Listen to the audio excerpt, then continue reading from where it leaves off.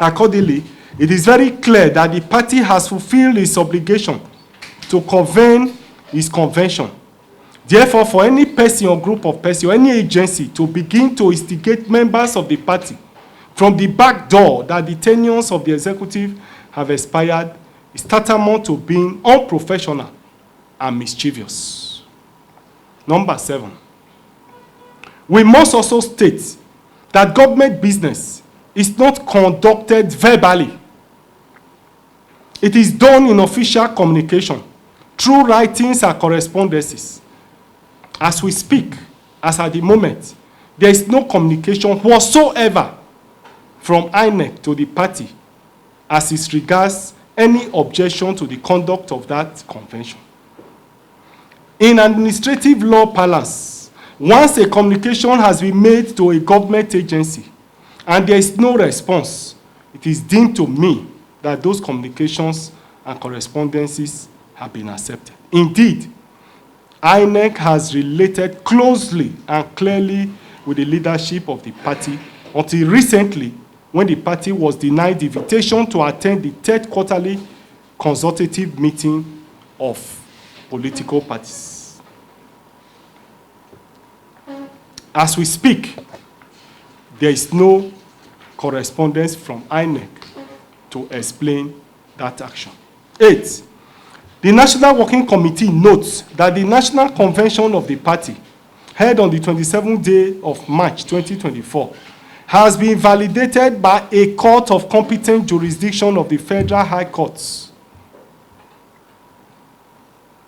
sitting in Abuja on the 16th day of June 2024, when it held that issues of leadership, conduct of congresses, and convention are internal affairs of a political party. The versatile and erudite judge went ahead to determine all the issues of notices, how the convention was held, delegates, amongst others, were determined by the court, and thus the court upheld the National Convention of the party. Consequently, it is our view that for anybody to hold the opinion that there is a vacuum in the leadership of the party is not only mischievous, but a deliberate attempt to cause panic, to cause chaos, and to disrupt the smooth workings of our great party, the Labour Party. Number 9. The National Working Committee of the Labour Party urges all members of the party to play by the rules, pay respect to the national leadership of the party and the party executives at all levels, and respect the party constitution. All party members are under obligation to respect the integrity, the dignity of the party and its leadership.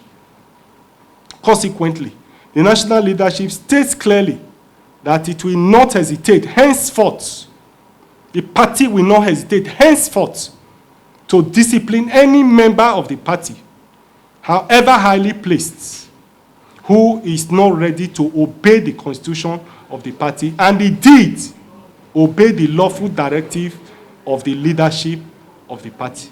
In this regard, the National Working Committee went ahead to set up a standing disciplinary committee as follows. Barrister Kehinde Edu, National Legal Advisor, is the chairman of that committee. Chief Clement Ojukwu, Deputy Chairman of the party, is a member. Dr. Ayo Olorufemi, Deputy Chairman of the party, is a member. Dudu Manuga, National Women Leader, is a member. Barrister Callistus Ihejuwa, State Chairman, Imo State, is a member. Alhaji Raji Ahmed, Chairman, Kano State, member. Alhaji Umar Farouk Ibrahim, National Secretary of the party, is a member and secretary of the disciplinary committee. Number 10, the National Working Committee also notes that assuming, without conceding, that the tenure of the current National Working Committee has even expired, we must state clearly that it is not the responsibility of Dr. Alex Otti as Governor of Abia State to convene a NEC meeting for the purposes of setting up a caretaker committee. It is still the responsibility of the national chairman and the national secretary of the party to convene such a meeting. Secondly, it is the responsibility of INEC to officially communicate in writing as to why it has objection to the conduct of convention, and indeed draw the attention of the leadership of the party to the fact that their tenure has expired. Examples of such official communications are numerous, such as was the case in ADC and that of Accord Party. The tenure of the leadership of these parties expired, and INEC wrote several letters to those parties to draw their attention, particularly the attention of the national chairman of these parties to the fact that their tenures has expired. As at today, there is no single correspondence from INEC drawing our attention to the fact that the National Working Committee's tenure has expired, nor that indeed the convention of the party that was held at Inewe was not accepted by the commission. That is why the intrigues and the maneuvering that are ongoing are laughable. 11. Apart from the fact that the Federal High Court in Abuja has already validated the National Convention held in March, there are other persons who have equally challenged the convention of the party, and these cases are as follows. The lists are here and you can see them.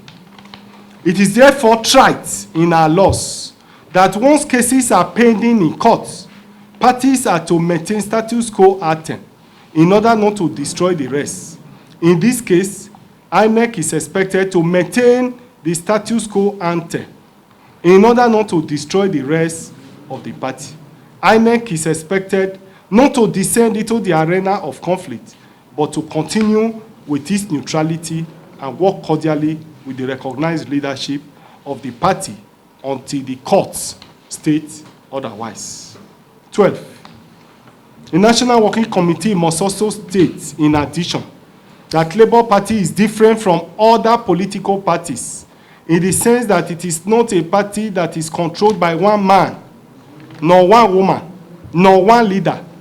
Neither is it a party that can be put in the pockets of one person. It is a party for the generality of the people. It is for these reasons it was possible to record the successes it made in the 2023 general election. The outlook of the party made it possible for people like Dr. Alex Otti to use the platform of the party and win the general election in 2023 after trying and failing in APC, PDP, and even Abia. Therefore, the ideology, principles, ideas, and outlook of the party must be maintained at all costs. It is a party for the peasants, the downtrodden, the poor, the oppressed, and those who indeed want genuine change and good governance for the people of Nigeria. I must state and conclude here with the quote from Chinua Achebe, Things Fall Apart, where he said, "Let the eagle perch and let the kite perch also." In Labour Party, we are not troublemakers as people are trying to paint, as people try to perceive. We accommodated everybody in the party and provided our platform for people to use. We provided that accommodation, we accommodated them, we assisted them, and today we have a lot of elected officers. The party is big enough to accommodate all interests. The party is large enough to accommodate diverse opinion. And that's why at this level, we have been very professional in our approach to issues. We have been very dispassionate in the manner and the way we deal with issues. So we are not fighting anybody. Since after the general election, I need to make this clarification, the party executive and the party leadership have been under attack. What we have done since after the general election is for us to defend ourselves.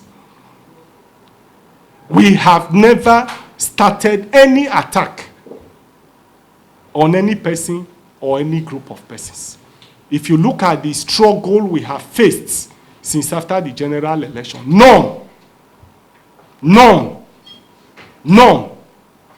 has ever been initiated by the leadership of the party. Rather, it is people attacking and fighting the leadership of the party. So what we have done for the past few months is for us to defend ourselves.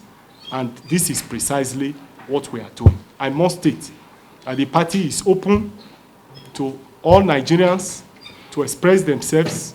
The platform is available.